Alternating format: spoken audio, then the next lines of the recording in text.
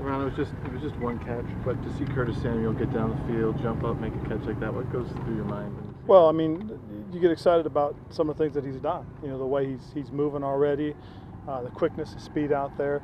You know, that was a big asset for us last season. So to see him, you know, returning back to form, that's huge. And we got to have plays like that. He's got to be able to make those plays for us consistently. Ron, besides what you missed, and I think we may have talked about this in the spring, or what you missed from Khalil on the field the last couple years, what about his presence, especially to like young guys on that line? Well, I think, you know, you got a veteran guy that kind of shows everybody how to do things the right way. He's smart and just a bright football player, and so anytime he sees something, little nuances that a young guy might take for granted, he can make these guys realize how important that little thing is, that little detail. So that's what you miss when you don't have a guy like that around all the time that sees little things and can make corrections and say, hey, look, this happens, that happens. This is how you should react. So he's a very invaluable part of what we want to do.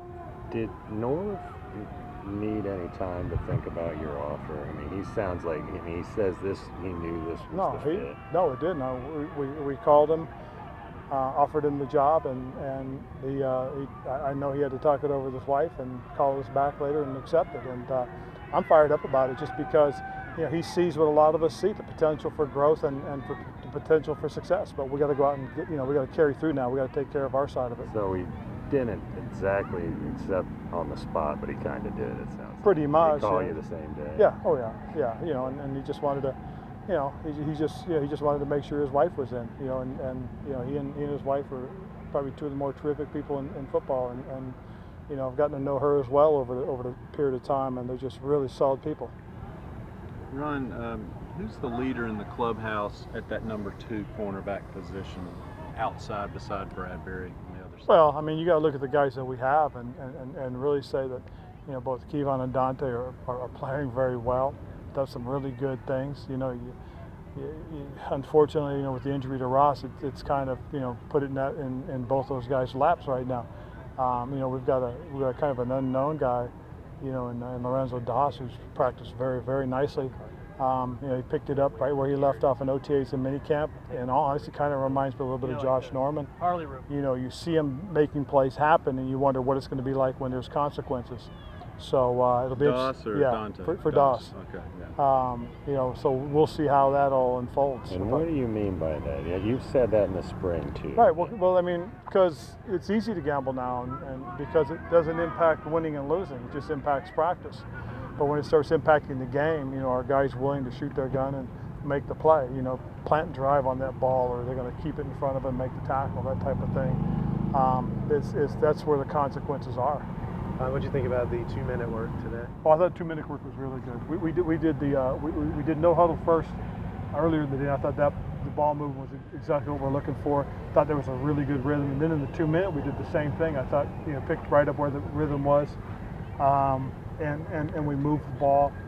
Defensively, you know, we did some good things. And you know, that drill is more slanted towards the offense, because, you know, we're not cutting the pass rush loose just because it's about the operation at that point. It's a little unfair to them, but I always tell those guys, if you can make a play when things are against you, you know, then you know you're going to have success. So I was pretty excited about some of the things that we did. You had the officials in. Have you gotten any more clarity on some of that meeting with the head? Yeah, I felt pretty good about it. You know, we had our big meeting last night with the guys. We showed all the videos that we got from the league, and then what we did was we opened it up for questions, and I thought they handled it very well. I mean, I think the clarification comes down to, first and foremost, is you can't lower and lead with your head. You know, you can't strike first with your head. The catchphrase is ram, butter, spear. You can't ram a guy, can't butt a guy, can't spear a guy. And there was a lot of videos to highlight and feature those things that are going to be considered illegal and legal. And hopefully, you know, we have some clarity. But at the end of the day, too, though, and the hard part is we're putting a lot of pressure on the referees and asking them to clear things up during the game. So, you know, they'll do the best we can, and we just got to abide by what the rule is. It seems like a lot of ambiguity along the line of scrimmage. Oh yeah, guys are trying to right. The line of scrimmage is a little bit different, you know, because that's close, you know, that's close quarters, and so there are certain things that I think will be acceptable and other things won't, and it's going to be interpretation, and that's the other thing. So if you really want to, you know, keep it clear for yourself, you just got to try to play with your head out of the action. You know, you're not supposed to strike and lead with it. As people are trying to figure this out, you hear some people say it's fundamentally going to change how the way the game's played. But it seems like you've, since it was passed, you've just kind of been like, listen, guys, it's not going to be all that. I don't think it's going to be all that hard to do. I really don't. I mean, guys are still going to run around fast and try and make plays on the ball, and you know, guys are going to try and tackle. It's just a matter of getting your head out and, you know, using your hands, your shoulders, your chest plate, your arms to hit and wrap. You know, the head will be in, as long as the head's incidental and it's not the primary focus of bringing the force. I think that's acceptable. But it'll be interesting to see how it's all done and interpreted. I mean, the game has changed so much. Go back to, you know, 25, 30 years ago, we didn't have that problem.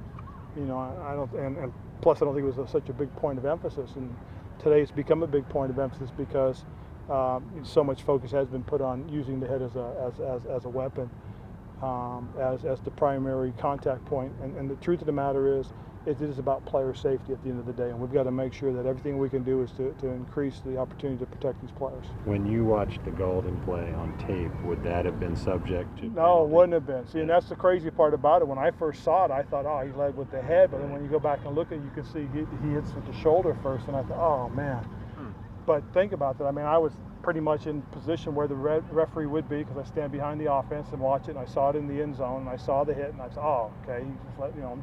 So I went and talked to him. So then when I watched the tape, I went back and said, oh, gosh, kid, look, you know, that's what you're supposed to. You're supposed to use your shoulders. Would that have fallen under defenseless receiver? It could have. Yeah, but not the new one. Right, right. I don't think that would have. But again, I don't want to interpret what the referees are, you know, thinking. You do anything different for Fan Fest that's sort of fan friendly, or will it be just? It'll be like we've always done it. I Normal. mean, yeah, we'll come out and we'll do the practice just like we have, and you know, just try and go out and do our best.